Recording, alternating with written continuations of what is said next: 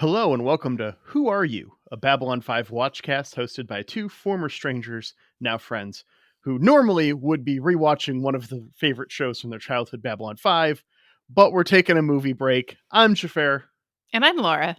and today we're going to be watching Atlantis, The Lost Empire for our movie break.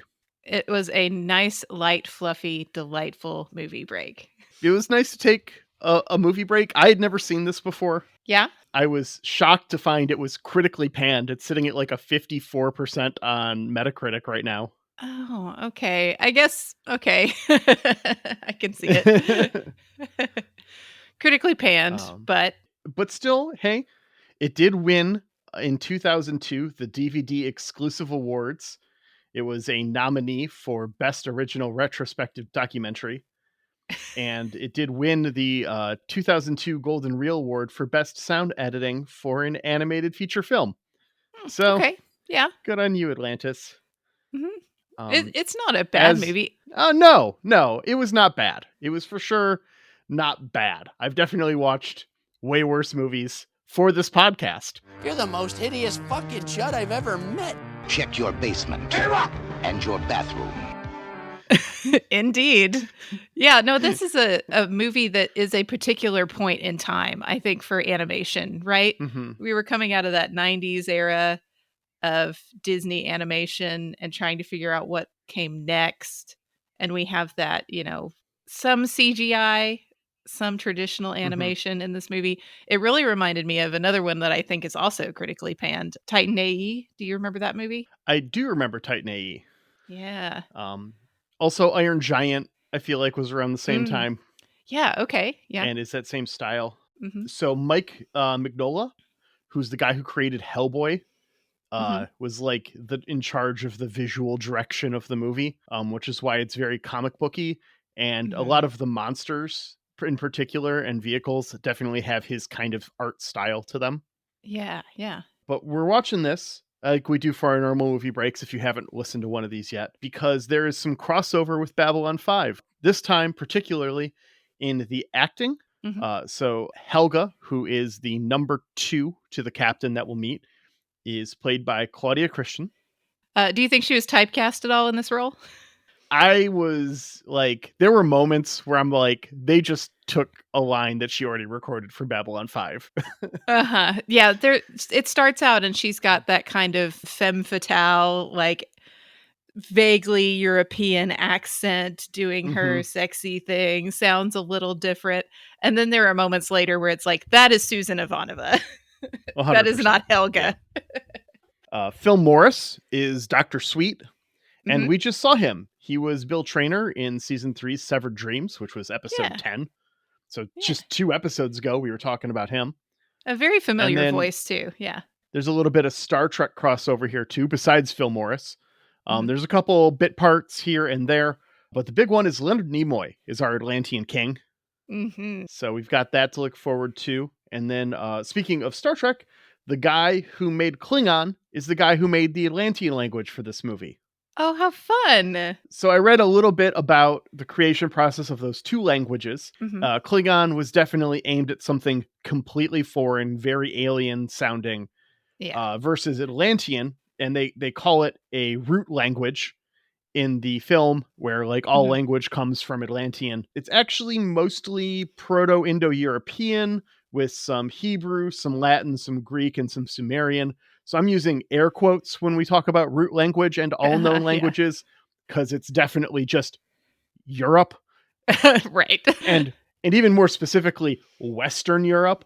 But hey, it does go out a little bit farther with, we get the Sumerian, which is nice. But to call it a root language of all known languages is to pretend like Asia, Africa, and the Americas did not have language. Right. Which it's is a very rude and racist. Not in that order, actually. In the other order. It's racist and then rude.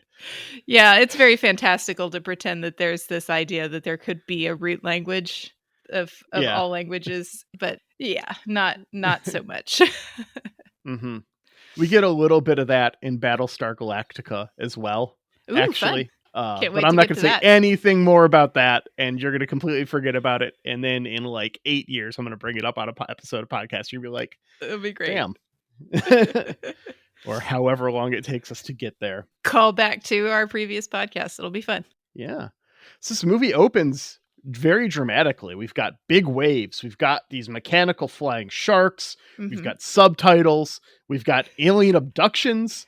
We've got pixelated special effects. And hey, it's not a Disney movie without some matricide. It's classic Disney trope. Gotta do it. Mommy's got to sacrifice herself this time to save the entire city. Ugh. Yeah, I don't know what it is about Disney. I don't know if I've mentioned this on pod or not. I did not grow up with Disney movies. Oh, I have no nostalgia for them.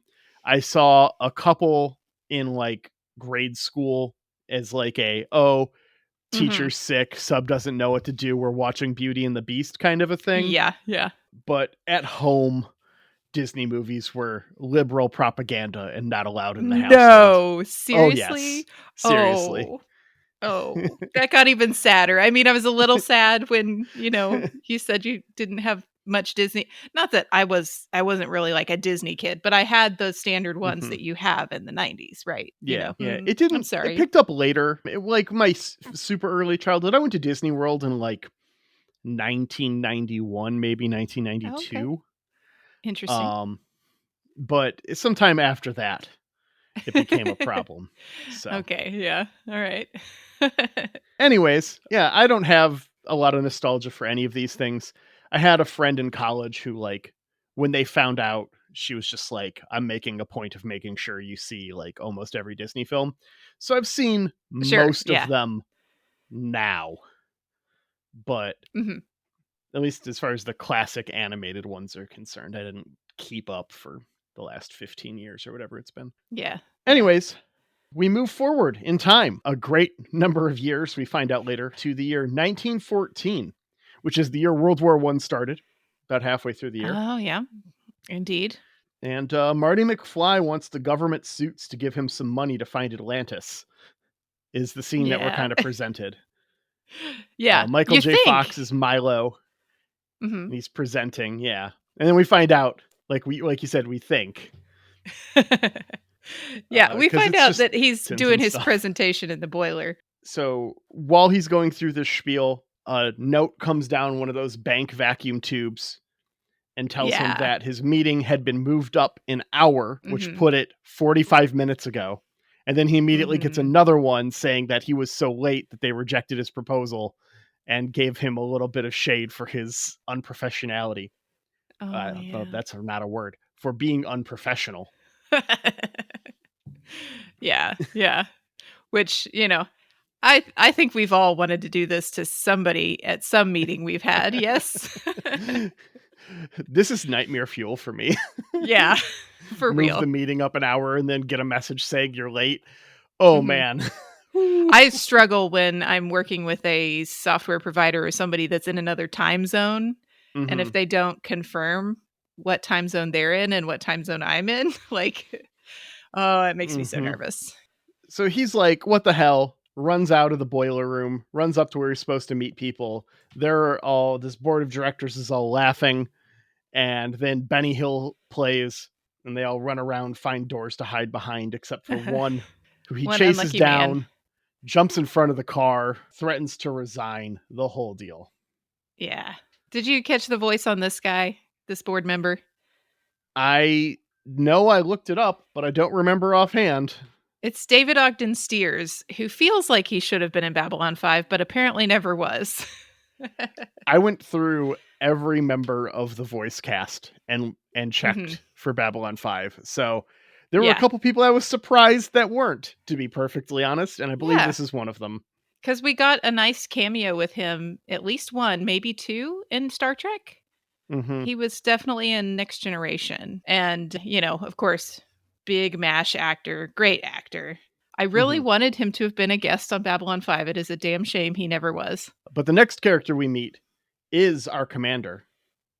Milo comes home and finds a femme fatale, as we mentioned earlier, waiting for him. Very noir style. Yes. And it's Helga, who informs Milo that her employer wants to meet with him. Yeah.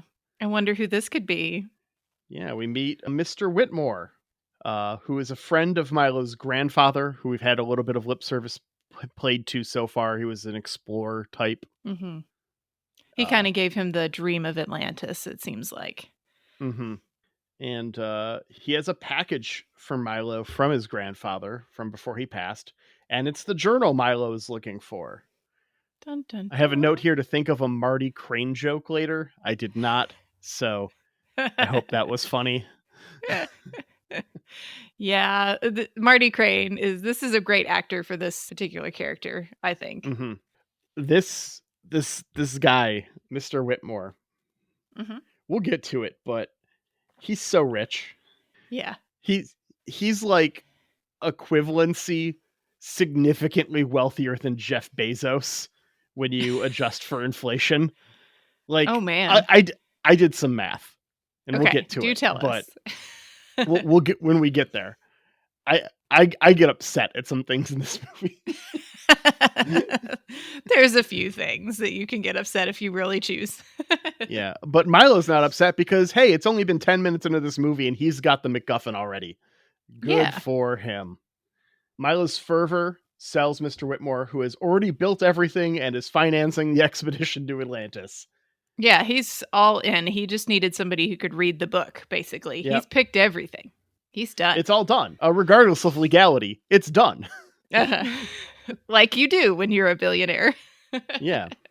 We briefly meet Cookie, who is Jim Varney. Yes. Of course, famous for the movie Ernest Goes to a Space Station. I don't know if that's a real Ernest movie, to be perfectly honest. It should be. I just made it up. I just pulled it out of the ether. So if it's a real one, haha on me. But yeah. No. Did you watch the Ernest movies? I guess you probably didn't when you were a kid. No. Huh? Nope. Yeah. Never seen a single one in my life. I remember enjoying the hell out of them as a child, but I could not tell you what a single Ernest movie is really about other than Ernest. Like, Ernest the character is it, right? Yeah. Well, yeah, he was like a stand-up comic and that was a character he did, and then it spun off into like 50 movies or something obscene. Yeah. Right? I guess. I don't know.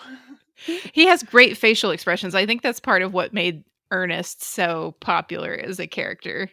Like, and of course you don't get that in this movie. You just get his, voice talent, which is also very good.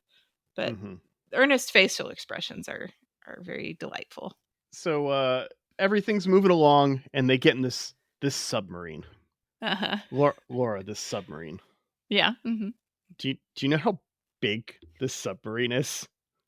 It seems excessive for their needs.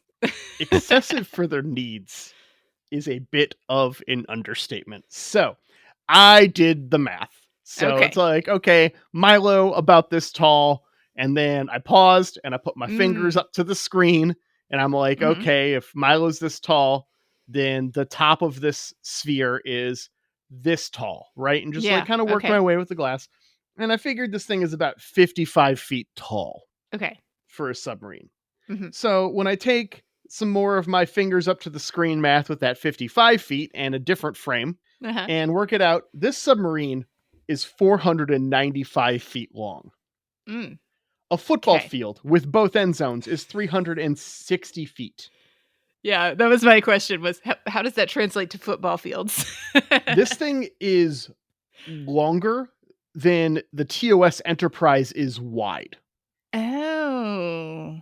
This thing is bigger than an Ohio-class submarine, right? Which is a modern submarine that's fucking massive. Yeah. And to compare it to boats of the era, this is 12 U-boats roped together.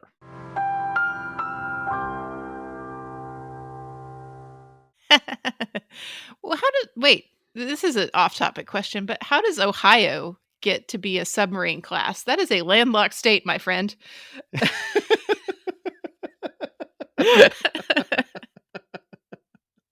Couldn't tell you. Gonna have to Google that one. Somebody drop it in the Discord.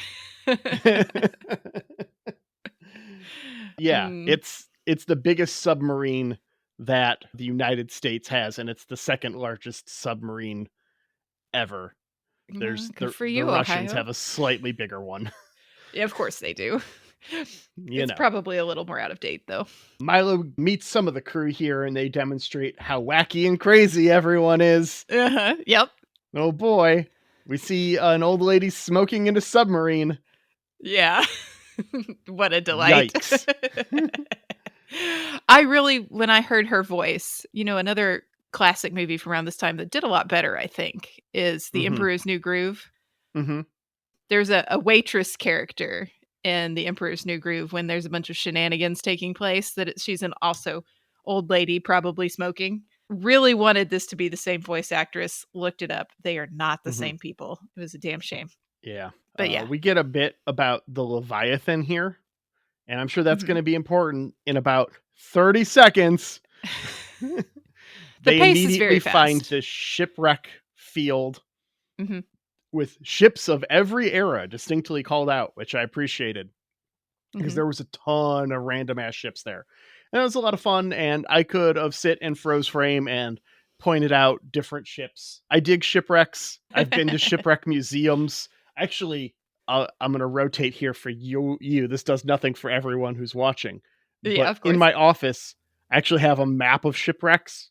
Oh, nice. Right from off the coast of Nova Scotia. It's St. Paul's Island, where there's just been an obscene amount of shipwrecks because it's a really weirdly placed island before the mainland, and a lot of people aren't expecting to find it.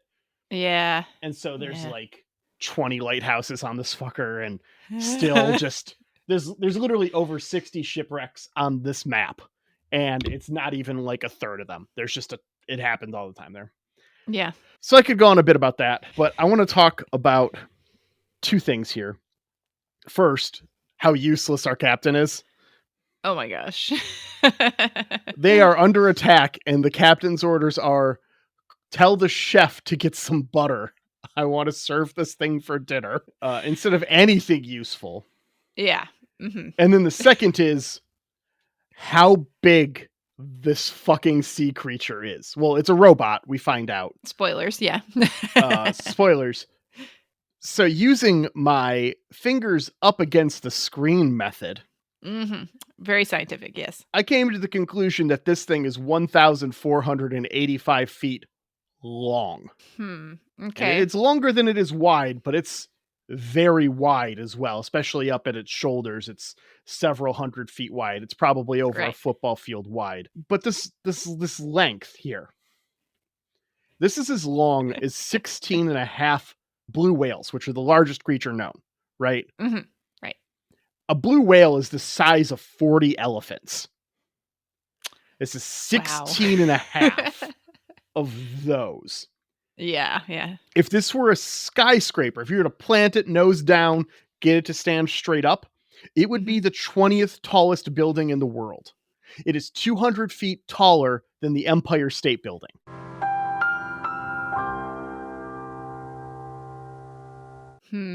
And yet, even I know that we weren't like the sharpest bunch of knives in the drawer in 1914, but no one has documented this thing ever. It's so big. Okay. Yeah, so much like Ice Cube's No Vaseline, big bank tank, little bank here, and the Leviathan just outright destroys this submarine immediately. Of Which, course. by the way, adjusted for inflation, I'm guessing is about $3 billion. Yeah. Give or take. That's based off the cost of an Ohio class submarine, by the way. If you're wondering where I'm pulling that out of my ass from. Our search party gets in a much more reasonably sized submarine. Right. And then they find the entrance to Atlantis. Yeah, a very long entrance, as we're going to find out. Yes, but I did more math, Laura. Okay. They got there in 7 hours. Okay. Now, we don't know exactly where Atlantis is in this movie, but they did make a sequel, and they do show Atlantis on a map. And I figured out the distance, and this submarine was traveling at about 214 miles per hour. Oh, God. For reference, I don't know if you know anything about underwater travel. I'm going to assume At least one of our listeners doesn't, so I'll explain a little. That is very, very, very fast. Underwater travel is very slow. The current underwater speed record for a manned vehicle is 114 miles per hour. Mm-hmm. So an extra 100 miles per hour, and that modern vehicle, significantly smaller. The smaller you are, the faster you can go underwater. Yeah. There's a lot to do with drag. There's a lot of pressure under there. I'm not a physicist. Yeah. We know this on this podcast by now, but there's a lot of pressure underwater. Yeah. The current on top of water speed record is 317 miles per hour. Oh man, that sounds just too wicked scary fast. I do not want to be on that water. Boat. No, I don't want to be on that boat. I want to be on a plane above that boat going faster and safer. Yeah. Same. Anyways, we get this montage of them traveling through the entrance here. Yeah. We have no idea how long it takes them. They have winter at one point. Mm-hmm. There's snow in a cave. The implication from this montage is that it is very long. Like, it takes them seasons to get there. Yeah. Okay. I promise I'm gonna focus on the plot now. I think I might be done with math. Maybe. I think I gave up after this point. Yeah. You can't apply too much logic to this kind of movie. As they travel, we see various cave people observing them as they destroy countless cultural artifacts, like, well, the British in 1914.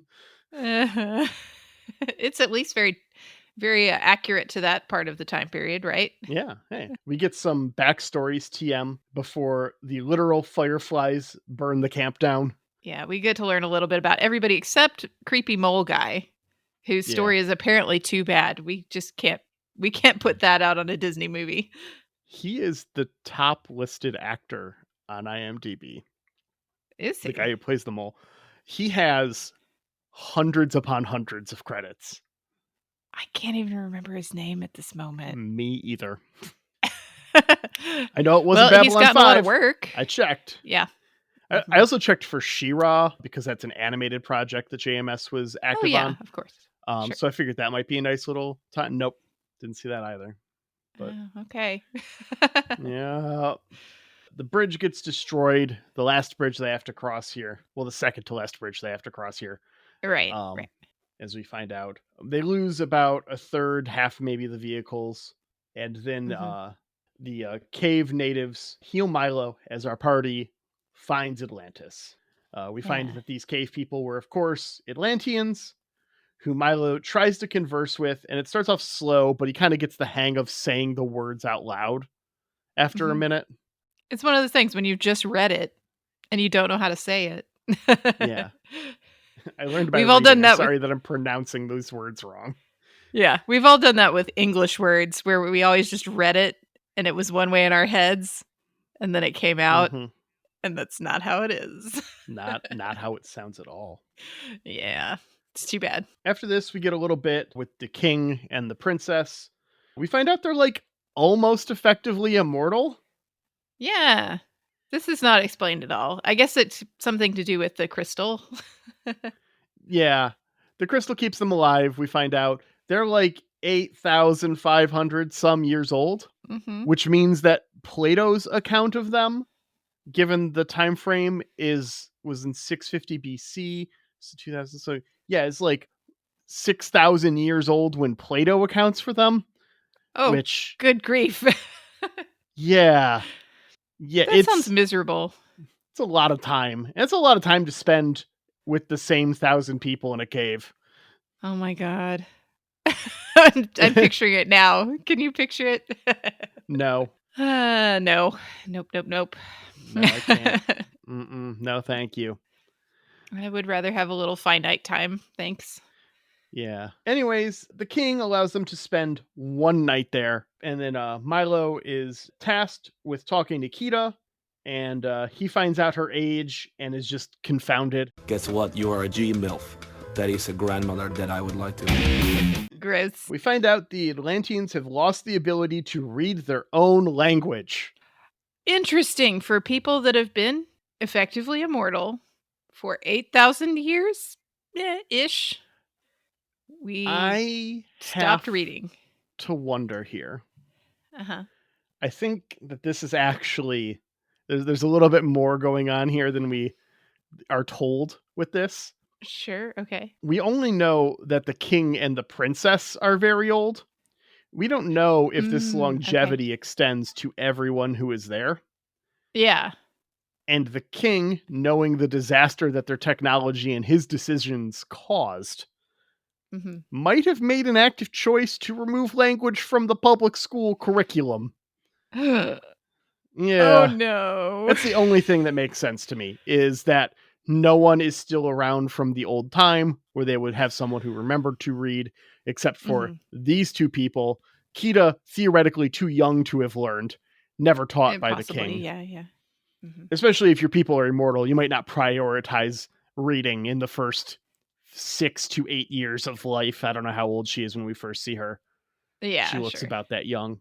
And also, we don't know how their aging works because it's so extended. Their brain development might be really funky. So who knows? Yeah. She could have been 400, but effectively had the mind of a 3-year-old. Yeah. We just don't know. But there had to have been either no survivors of that could read for whatever reason, which means that besides being technologically advanced, they were incredibly oppressive. But that also doesn't really make a lot of sense to me because you wouldn't have language everywhere for people. You wouldn't have road signs if no one, if as a culture you didn't read. Right. So I don't know. There's a handful of things. It just doesn't seem right with me. I think this was a decision that was made to not have written language, much more so than oops, we all forgot how to read. Yes. It's got to be deliberate at that point, right? Yeah. I don't know, maybe you lose all the books when you're underwater. I don't know. Yeah. They all got waterlogged. They were in the wrong boat. Yeah, so also we've seen Helga and Rourke talking a little bit in the background before we get Milo and Princess Kita talking to each other. That kind of gives us a bad feel that maybe they've got a bunch of dudes isn't... with gas masks on for some reason. Uh-huh. It's not a good look. They look very German soldiery, World War I era, and it's not a good feeling.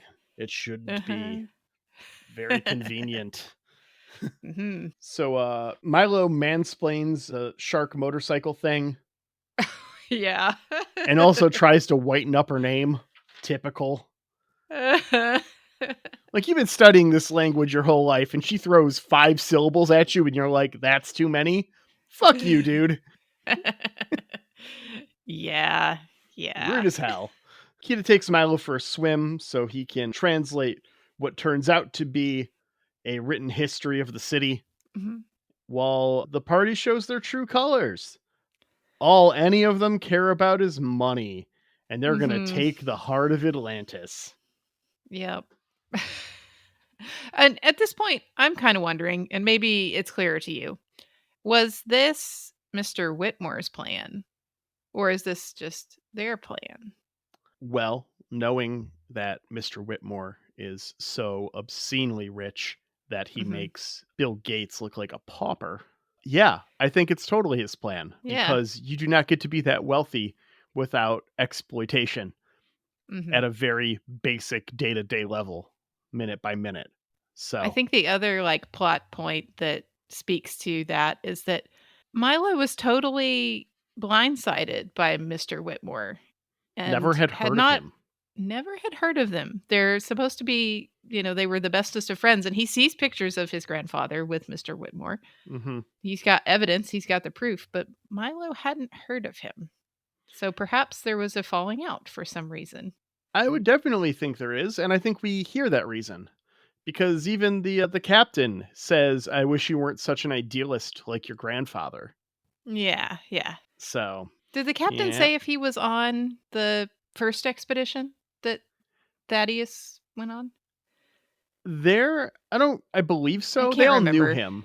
Most of them knew him, at least. There was some kind of low-key hinting that these people might have been responsible for his grandfather's death, even.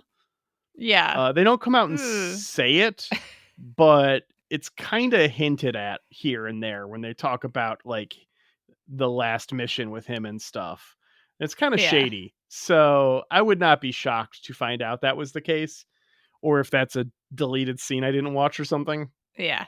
There's a lot of beats going on in this movie. I'm assuming Atlantis fans call them Atlanteans. So if you're a hardcore Atlantean, get in our Discord and tell me all the stuff I didn't bother to read on the internet. This is your moment. Now's your time. Right? You've been waiting 20 years to talk more about this movie. It's time. They run into the king's chamber, threats thrown around, and then they find the crystal chamber. The captain solves the very rudimentary riddle. Yeah, this is not a riddle, guys. This is a riddle if you're 8. Yeah. And the crystal possesses / abducts Kita. Yeah. And she kind of becomes this ghost thing. There is no Dana. There is only Zoo. Yeah, I'm not clear why this very powerful crystal that possesses this woman just decides to go with everybody who's the bad guys. Right? She's clearly incredibly powerful at this point, and she's just all like, oh, you want me to get in this iron coffin thing? Sure. Jumping in.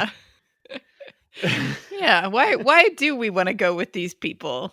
Is the crystal just done with Atlantis? This thing is also insane. Yeah. How do you have this thing hanging out? How did Milo never notice this thing? Like, they've been losing supplies left and right, like, throughout the whole thing. And, you know, we've been having to presumably move things from vehicle to vehicle. Like, yeah. I mean, the giant barrel thing that the hot air balloon comes out of, at least, is like in the first couple of scenes. Yeah. Okay. We see both the model of the hot air balloon next to the submarine in the very beginning. And then we also have, when they're loading everything into the giant submarine, we see the giant barrel thing, because I saw that and was just all like, is that beer for the trip? What the hell? Yeah. Well, we had a ton of people. We need a lot of beer. Yeah. But this thing kind of comes out of nowhere. Milo gives everyone the shit they deserve. Mm-hmm. And a handful of them finally decide to cave a little as the captain and commander leave behind, and they destroy the rope bridge on their way to the caves. If Michael J. Fox gives me this rousing, you're all shit for doing this speech, I'm probably feeling pretty bad. He's very good at this. He is. Just like in our next scene, Leonard Nimoy is very good at giving a bunch of exposition right before he dies. Yeah. Do you think he got that from Star Trek? I think he's all like, you know what I would have changed in that scene with the tube? I think I would have told Kirk that he needed to take McCoy to Vulcan for the thing. Like, that's the one thing I would have changed. So I'm going to correct that this time and just go tell Milo he's got to go full on white savior and save the Atlantean people. Yes. He gets a bunch of their old ships and a bunch of appropriately aged warrior people from Atlantis, in addition to the crew who has decided to stay behind to help. And they get on all of these old vehicles that can fly and chase down the captain. These things are fun. I love how we've got different types of fish and, you know, sea creatures and stuff. Yeah, that's because fun. Atlantis, it's in the water. And we got to show off all this, you know, pseudo CGI we're doing. It's great. Yeah. And they chase them till we get to the big climatic battle where, for some reason, nobody tries to puncture this balloon until Claudia Christian gets betrayed. This is mind-blowing to me. It's a hot air balloon. These things are famous for just blowing up, right? Yeah. It's the main vulnerability. You've got lightning beams. You've got guns. There's all kinds of fire. There's dynamite going off. There's all kinds of explosions. And no one thought to just aim it a little up. It's a giant hot air balloon that's weirdly dick-shaped. Just gonna... Disney, you got a problem. Yeah. I mean, It tracks with history, I think. It was the inspiration for Blue Ocean this whole time. We had no idea. Yeah. That was Jeff Bezos' spaceship, right? Blue something? I don't remember. Blue. Yeah, it's not something. It's not worth remembering. Fuck that guy. Yeah, I love that Claudia Christian is like the most competent character in this. By leagues. Again, typecasting. I think that she is also one of arguably the most competent on Babylon 5. I think that sure. is a defensible position. And again, she's been typecast in this movie. Yeah. No, for sure she's the most, like, who would even stand a chance? Not Garibaldi. Can cross him right off first. Franklin is very smart, but makes some very dumb decisions continuously, especially with where we're at in the story. Yeah, he's classic smart person that doesn't have the sense. Yeah, right. Got it. Sheridan is all bravado. Just pure bravado. Yes.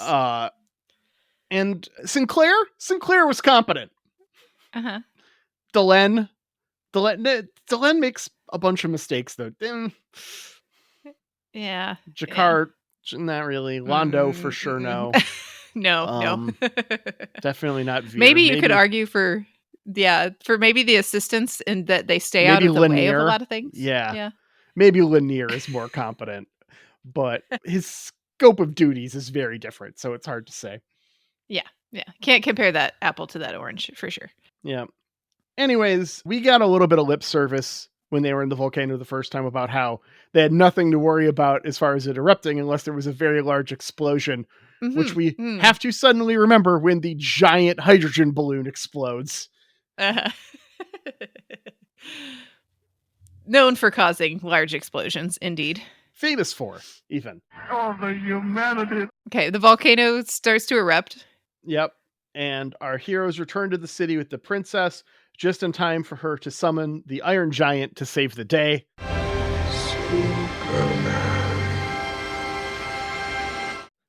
I know that just listening to that clip is going to make someone who listens to this podcast cry. And I'm almost sorry about it. I wish I was sorry about it, but I'm not. I almost cried finding it and calling it out to be placed right there. So you're not alone, but yeah. After this, the city is saved. All the robots form this giant wall like we saw in the very beginning of the scene when the city was subsumed by water in the first place. Kita returns with her mother's necklace. As the group gets ready to leave, Milo decides to stay behind to teach these people their written language. And the party returns to Mr. Whitmore, who they're all like super wealthy now. And they're like, oh yeah, we didn't find anything. Nothing happened, as they load up all this gold and stuff from Atlantis. But Milo gives him a crystal so that he can live forever. This is a bad idea. He's the 0.00001%, Milo. Eat the rich. Come on. Yeah, that makes you wonder, because I know there is a sequel to this movie. Is Whitmore back? I know nothing about the sequel besides they have a map that shows us where Atlantis is, and the plot of it is Milo returning to Atlantis, which, given he doesn't leave at the end of this one, I got nothing. I have not looked up the sequel to this movie. Maybe someday, not today. You will get me to watch it before Chud 2. Battlestar movie break, Atlantis 2. We get Milo and Kita adding a statue of her dad to the rest of the former kings, which, given it seems like the women are the ones who always save their society, weird choice. Maybe a statue of your mom. Hey. But hey, it's Leonard Nimoy, so I mean, I guess I get it. Yeah, I mean, he is pretty great. All right, it's guy, fine. Yeah. This time. They climb up a thing holding hands because his decision to stay here and live forever after knowing her for less than 24 hours is totally sound. Not weird at all. Very Disney. Well, Xhafer, what did you think of this movie? I think this movie made me too angry and I was doing math. But it wasn't, besides the utter ridiculousness of the spectacle, there were definitely worse ways to spend 3 hours, including pause and note time, which is what took me to get through this thing. Right, of course. But yeah, it might have been better if I had not been stopping all of the time to walk up to my TV and put my fingers up against the screen and go, okay, this. It might have been better if I didn't spend time adjusting for inflation on dollar values. Those I will accept the onus of my opinion for. So it's hard to say. It was fun. I mean, as far as Disney movies go, I don't particularly think any of them are that good. I think a lot of it for a lot of people. And if you enjoy Disney, I'm not yucking your yums here. I just think in my personal experience, I feel a lot of that enjoyment is nostalgia, which is something that's cool and fun to enjoy. Like straight up, yesterday I was talking to 3 of my former friends and we're going to go back to one of their parents' basements and play video games like we used to do in high school all the time. Yeah. And get a nostalgia high. Like, even though it's been well over 20 years. So, like, I'm not yucking nostalgia. Like, if it's there for you and you enjoy it, enjoy it. I just don't have any of those feelings. I can only see this through the eyes of my 30-something-year-old self and not the eyes of a child, which would probably be a much more enjoyable film. Yeah, I think that for me, this movie was, I did see it when I was younger. I just don't remember how young. I don't remember exactly when I saw it. But it kind of got to that point where storytelling was doing this thing where we were telling things very fast. And you do have to be able to suspend a lot of disbelief in order to watch this as an adult. And it's kind of hard to keep up with all the points and beats in it. If you look away for a second, it's like, wait, what happened now? How are we here? Yeah, this plot moves. It's trucking. They got a lot to do. There's a lot of montages. We're gonna need a montage. Yeah. And that's not my favorite kind of story, maybe because my brain doesn't keep up with it very well. So Fair enough. I like something I can follow, and sometimes I need a little time to process. I was that kid that when I was watching movies with my dad, I would ask him like, wait, who is this? What's happening? And he'd get so mad because he's like, just watch the movie. But I couldn't follow stuff. And I definitely felt that sort of feeling with this movie. So I'm like, I guess I can kind of see that critic rating that you talked about on Rotten Tomatoes. So, yeah, but it's a fun time. Yeah, some of the reviews were very unkind. Yeah, I could see that. It's very pretty. I mean, the animation is really nice. That straddle between that traditional animation and now we're adding some more CGI things. That was pretty cool at the time. Which is referenced in one of the reviews, which I'm paraphrasing a little bit because I didn't write it down. But it said something along the lines of, this is what happens when you have art where you master craft without dream, which is brutal. Okay. Yeah. Just like, there's no purpose or anything. It's just pretty for the sake of being pretty, but it doesn't mean anything. Perhaps the studio was focused on, technology and how pretty can we make it. And they ignored some like foundational points of storytelling. Yeah. That's how I interpret that review. And I mean, this is, kind of a foray into CGI for Disney before they bought Pixar. Yep. So that's a whole thing too, is Pixar just came in and filled that niche very quickly shortly after this. So, all right. Well, next week we're going to get back to it. Yeah, we got Babylon 5, Season 3, Episode 12, Sick Transit Veer. I'm excited Veer about causes controversy by aiding the Narn without authorization. He also meets his fiancée for the first time. Oh, no. And Sheridan has a romantic dinner with Delenn. Aw, this sounds like a delight all around. I will note here, by the way, since this is the end of HBO Max, as we're recording this, it's off the air in a couple of days. The Babylon 5 will be taken down. But I did have time to check, and the HBO Max descriptions and the Vudu descriptions are exactly the same. I went back and checked like 10 episodes. Every single one of them exactly the same. So I don't know if you checked on iTunes or figured out how you're going to continue watching the show at this point. I am going to continue on iTunes. I have not checked to see if the descriptions are different, but that'll be a fun comparison we can do. Yes. Assuming that they're also not the same, which they might be. We'll find out. They could be, yeah. I guess next week when we talk about season 3, episode 13's preview. We'll find out then. Looking forward to it. But until then, let's go ahead and say thank you to Jeremy Siegel for our lovely theme music. Thank you, Jeremy. You can find more of his work at jeremysiegel42.bandcamp.com. And thank you to Angry Duck Time Machine on Instagram for our podcast artwork. And go ahead and hit us up on our Discord, social media, that stuff. We're on Facebook and Twitter. And by on Twitter, I mean I open it once a week to see mentions from other Babylon 5 podcasts and communicate with the League of Non-Aligned Podcasts. But besides that, Twitter is dead to me. But our Facebook is around. We don't do a lot there, but if you shoot us a message on there, we'll for sure get back to you. Where we're mostly active is our Discord, where there's usually a conversation going and people are hanging out and talking about Babylon 5 and other stuff. And it's a great time. Very cool people. Wonderful people. And thanks, Aaron, for editing our podcast. We appreciate you. We really do. All right. We'll see you next week. Bye.